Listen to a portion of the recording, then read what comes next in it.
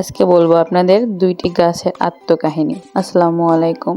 দুইটা গাছ আজকে কাটা হবে, যেগুলা গাছ লাগানো হয়েছিল বহু বছর আগে। মানে আমাদের বাসার বয়স যত, গাছগুলোর বয়স অত। সকালবেলা উঠে দেখলাম যে গাছ কাটতে হচ্ছে। মানে আমি তো উঠি একটু লেট করে, উঠেই দেখি একদম সকাল সকাল সকাল সকাল বলতে ওই 8টার দিকে মনে হয়। তো গ্রামের দিকে 8টা মানে অনেক বেলা, আর আমার কাছে তো 8টা মানে এখনো ঘুম। উঠে দেখি একটা গাছ কাটা শুরু হয়ে গেছে অলরেডি। মানে অনেকক্ষণ আগেই উঠছে, দুইজন আসছে। তো দুইজন, ওনারা সবসময় মানে গাছ কাটারই কাজ করে। সবাই তো আর গাছ কাটার যায় না, যেমন কিছু টেকনিক আছে গাছ কাটার। দেখেন কি সুন্দর করে ইজিলি এত বড় বড় গাছগুলা কাটে দিচ্ছে। নর্মালি যারা মানে কাজ করে তারা কিন্তু এগুলা পারে না। ওনারা শুধু, এনারা দুজন শুধু মনে করেন যে গাছ কাটারই কাজ করে। সবারই যারই গাছ থাক না কেন সবার কাছে, কিন্তু মানে আমি ছোটবেলা থেকে দেখে আসতেছি এনারাই কাটে। তো এনাদের টেকনিক গুলা সেই মানে যতই কঠিনতম গাছ হোক না কেন, মানে কঠিনতম জায়গায়, সেখান থেকেও তারা পারবে। এই যে গাছটা কাটতেছে, এটা হচ্ছে আমাদের সব থেকে অবহেলিত একটা গাছ ছিল।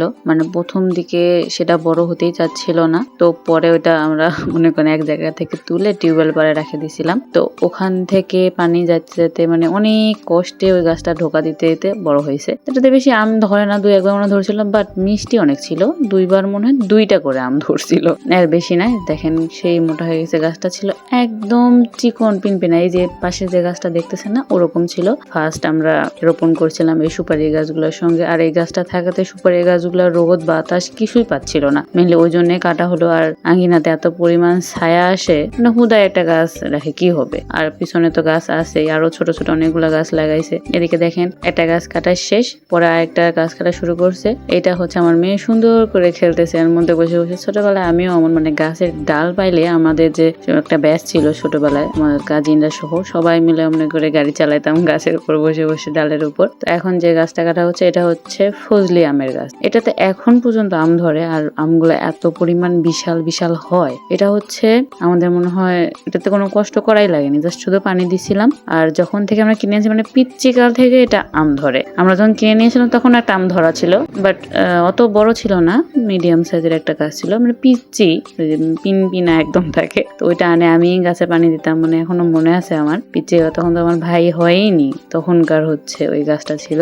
এই গাছটা কিনে নিয়ে আসছিলাম আমি আমার টাকা দিয়ে, মানে আম্মু আর আমি গেছিলাম। তো এই গাছটার দাম নিয়েছিল তখন হচ্ছে 30 টাকা। আর সঙ্গে একটা মেহেদি গাছ ছিল, ওটা এখন নাই, কিন্তু ওই যে ট্যাঙ্কির ওখানে ছিল, ওটা কিসের জানি কারণে কাটে ফেলা হয়েছে। ওটা ছিল 20 টাকা করে। মানে সেই ছোট্টবেলা মনে আছে, আমি সবাইকে বলতাম, জানিস আমাদের বাসায় একটা পিচ্চি গাছ আছে, ওটার মধ্যে একটা মানে আম ধরাই ছিল, তখন কিনে নিয়ে আসছি পিচ্চি পিচ্চি। তো এই তো এখন কাটা হচ্ছে আম এখনো ধরে, কিন্তু কথা হচ্ছে এত পরিমাণ টক থাকে। ফজলি আম তো নর্মালি পাকার পরে মিষ্টি হয়, তার আগে কিন্তু খুবই টক। আর এখন এই 2-3 বার ধরে থেকে মনে হয় হচ্ছে যে ওর ভিতরে পোকা হচ্ছে, তো খাওয়া যাচ্ছে না। আর এমন জায়গায় এই গাছটা হয়েছে দেখেন, একদম গোড়ার মধ্যে, আর নিচে হচ্ছে মোটরের পাইপ আছে। তো একবার মোটরের পাইপও ফাটে গেছিল ওর শিপাতে, মানে শিকল লাগে আর কি। তো অবশেষে এই তো অনেক কষ্টের পর গাছটা ফালা হচ্ছে। তা আবার একটা লেবুর গাছ ছিল, একটা পুরা ডাল ভাঙে গেছে। ভাগ্যিস জবা ফুলের গাছটা তেমন কিছু হয়নি। আম্মু তো সেই করতেছিল যে লেবুর গাছে, মানে এই লেবুর গাছটাও কিন্তু অনেক দিন আগের, মানে অনেক বছর আগের।